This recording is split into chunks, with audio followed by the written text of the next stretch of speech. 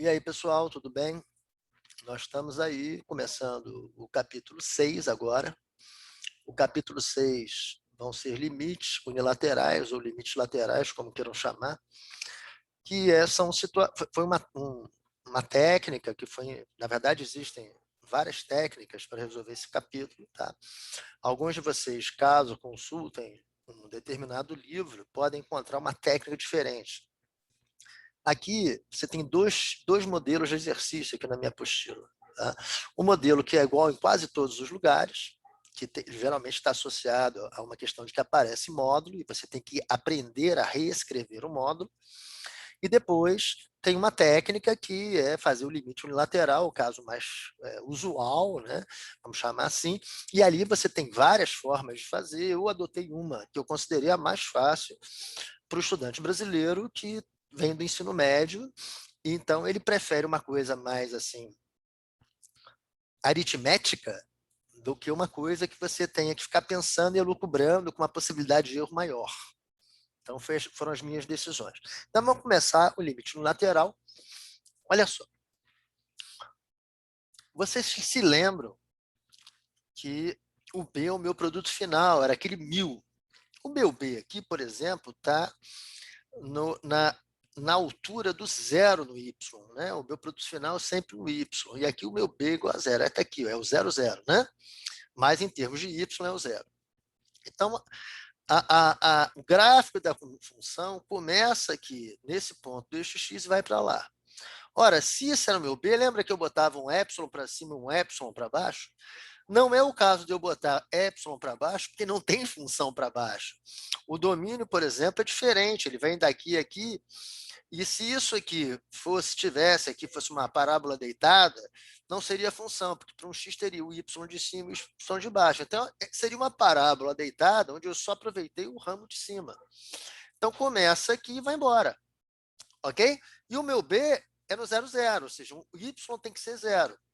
Eu forneço o epsilon, está aqui o b mais epsilon, o 0 mais epsilon, que deu aqui.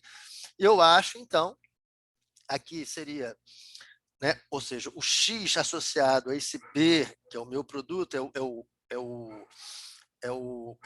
A4, né? O início da função, é uma espécie de x4, eu chamei de A4 aqui, né?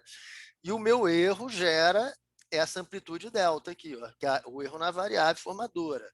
Então, é por isso que aquela aula é importante, você às vezes fazer uma, duas, três vezes.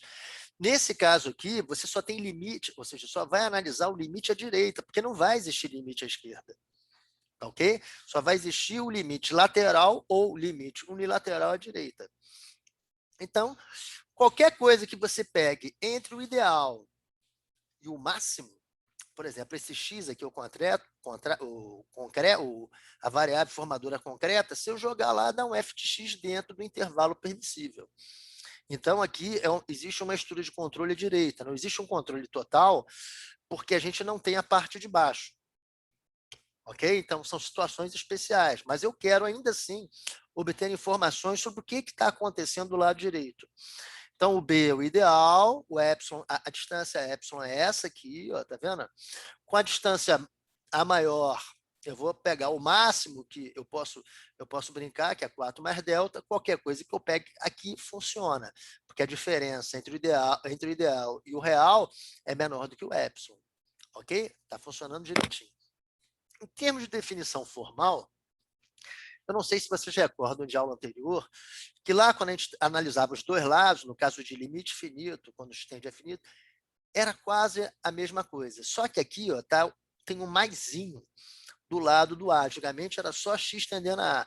Aqui é x tendendo a A pela direita. Positivo, direita, negativo, esquerda.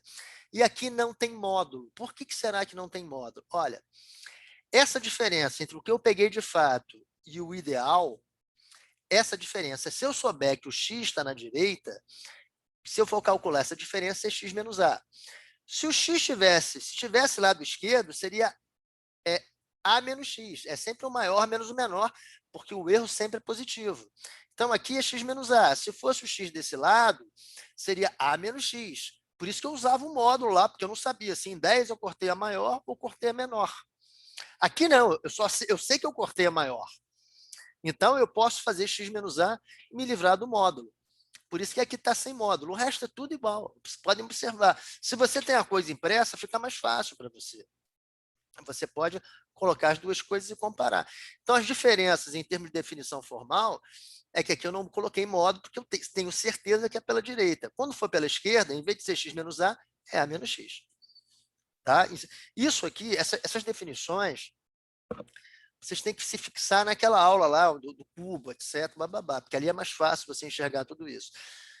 Mas elas gerariam, essas definições seriam utilizadas nas demonstrações desse teorema. O nosso curso de cálculo no FPR, pelo menos eu não conheço quem dê, não dá os teoremas. Se eu tivesse dando os teoremas, cairia 140 teoremas, mais ou menos, na primeira prova, e valeria 4 pontos.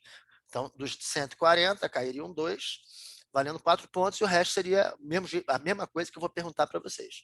Mas aí seria um curso bem mais pesado, que com 6 tempos não dá, com 8 já fica pesado, o ideal seria com mais tempos, 8, 9, né, sei lá. Tá? Porque aí eu gastaria muito tempo na teoria. E essa teoria online seria praticamente impossível dar um curso desse online. É um curso aí quase padrão MIT, ou até melhor, não sei. Não fui aluno do MIT, não posso saber, né? Mas eu dei esse curso durante muitos anos lá no Rio de Janeiro, em várias universidades. Era um curso bastante pesado. O pessoal que é aluno de estatística, eu estou dando aula esse semestre em estatística e física. O curso era pesadíssimo na estatística, eu era professor de cálculo 1, cálculo 2, cálculo numérico e cálculo 3, que pegava tanto a parte de equações diferenciais desordinárias, como a parte de sequências, séries e resoluções de equações diferenciais através de séries de potência. Tá? Mas isso já tem bastante tempo, né? Que eu fazia isso, eu era mais jovem. Agora eu falto um ano para me aposentar e depois esperar a chamada Dona Morte, né? Mas não vou deixar isso para lá. Então vamos lá, vamos ver isso aqui. Então, essa parte aqui dá uma lida, tá? E vamos começar a ver os exercícios. Tá? A parte conceitual agora, visto o primeiro caso, só o limite no infinito que dá finito, que vai nos interessar assim mais conceitualmente. Eu vou voltar naquele artigo, quando foi esse capítulo, porque tem outro exemplo lá, que é esse caso do limite no infinito que dá finito. A gente vai ver isso posteriormente. Então, olha só, o primeiro exercício, os primeiros exercícios envolvem módulo. Então, eu quero saber quanto que é o limite de módulo de x sobre x quando x tende a zero. Pessoal, apesar de eu poder escrever que o limite do quociente, o quociente dos limites, e o limite do módulo, o módulo dos limites, isso nesse exercício não me ajudaria muito. Porque, de qualquer forma, eu tenho que aprender a reescrever o módulo. Tá? Então, olha só, a lei de correspondência aqui, que está aqui, que seria o f de x, ela tem que ser, f de x é igual a isso aqui, ó, f de x, está aqui. O problema é que eu preciso reescrever o módulo. No caso, eu vou reescrever tudo. Tá? Então, olha só, se o x, aqui poderia ser, em vez de maior que zero, ser maior ou igual a zero. Tá? É muito comum, em vez de estar maior que zero, ser maior ou igual a zero. Se o x é positivo, o resultado do módulo, independente do valor de x, é sempre positivo. Então, quando eu for tirar o módulo, eu tenho que bolar um jeito daquilo dar positivo. Então, repetindo, o resultado do módulo é sempre positivo. Por que eu uso o módulo no cálculo? Porque os erros são positivos. Eu não tenho menos 1 quilo de macarrão, eu não tenho menos 25 metros quadrados, eu não tenho uma nota de menos R$200. Às vezes eu sou obrigado a botar módulo para a coisa ficar positiva. Vai acontecer isso também lá na integral. Ou você já descobre que o negócio vai dar negativo e bota um menos na frente para ficar positivo, ou você mete um módulo. Não tem área negativa. Não tem. O mundo fático é positivo. Ok? Então, olha só. Se o que está dentro do módulo é o modulando. Então, isso aqui é um módulo, isso aqui é módulo de x, é um modulando. Esse de cima, se eu sei que é positivo ou nulo, eu reescrevo. Reescrever. Lembra do reescrever? Fico batendo nessa tecla, tá? Módulo de x como x. Porque o x também é positivo, o resultado do módulo é positivo, sempre. Mas se eu sei que x é negativo, ou seja, x é menos 3, menos 5, menos 1 bilhão, eu não posso deixar aparecer menos 1 bilhão.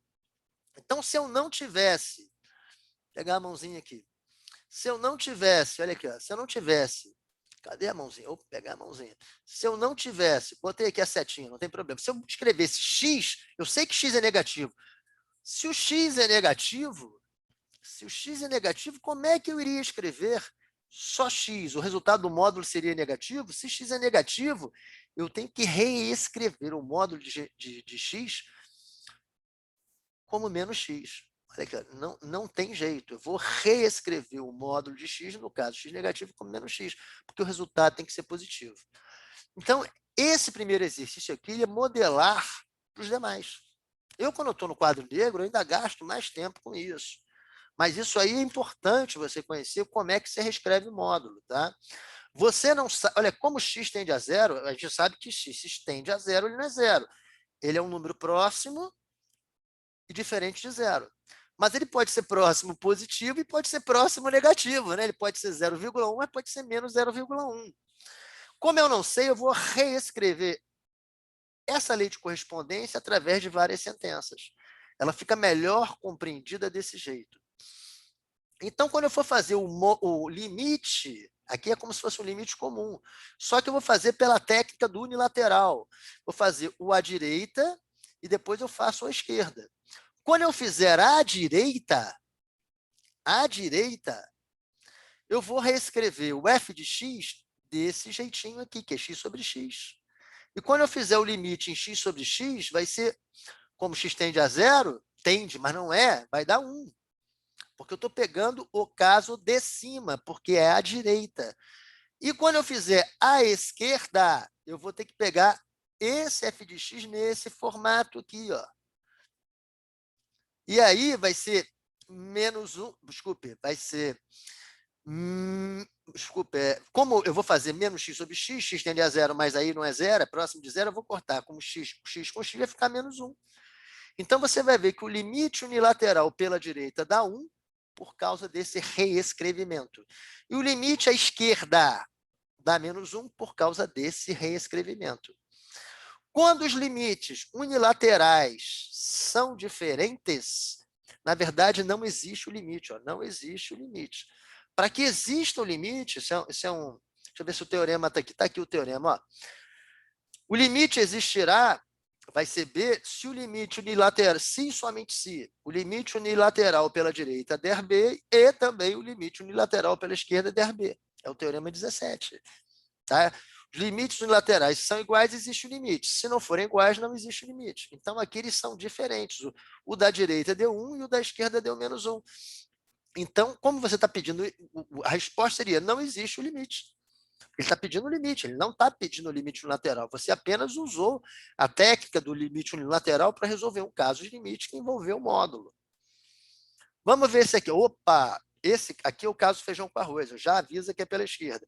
Então, eu vou passar esses aqui, ó, e vou voltar, nesse caso, ou de módulo, ou de função dada através de várias sentenças, deixando... Essa aqui serve, olha aqui, ó. Eu quero fazer o limite disso aqui, pela técnica do limite unilateral.